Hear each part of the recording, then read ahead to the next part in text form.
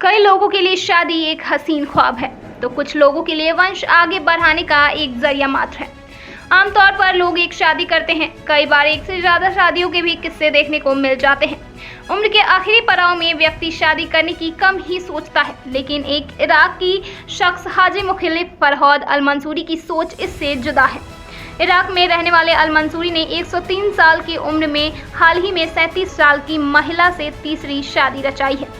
शादी समारोह में अल मंसूरी के 15 बच्चे और 100 से अधिक पोते पोतियां शामिल हुए। बता दें कि अल मंसूरी और बच्चों की ख्वाहिश के चलते तीसरी बार शादी के बंधन में बंधे हैं। जानकारी के मुताबिक अल मंसूरी इराक के अल दीवानिया नाम के शहर में रहते हैं। 1919 में जन्मे मंसूरी ने पिछले हफ्ते सुमार इलाके की एक 37 वर्षीय महिला से शादी की है। ऐसा उन्होंने दूसरी पत्नी के छोड़कर जाने के कुछ महीनों बाद किया है।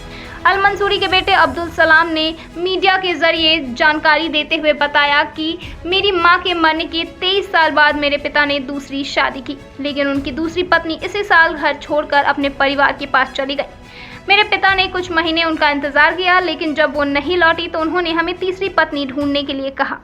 उन्होंने तीसरी पत्नी ऐसी ढूंढने के लिए कहा जो और बच्चों को जन्म दे सकती हो।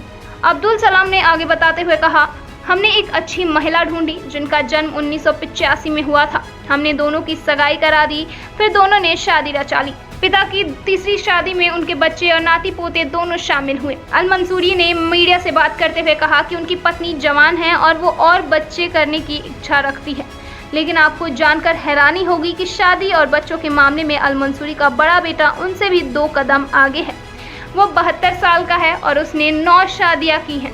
9 पत्नियों से उसकी 16 बेटियां और 17 बेटे हैं। मौजूदा वक्त में उनका बड़ा बेटा कधे में 4 पत्नियों के साथ शादी के बंधन में बंधा हुआ है। ब्यूरो रिपोर्ट, दिल्ली समाचार।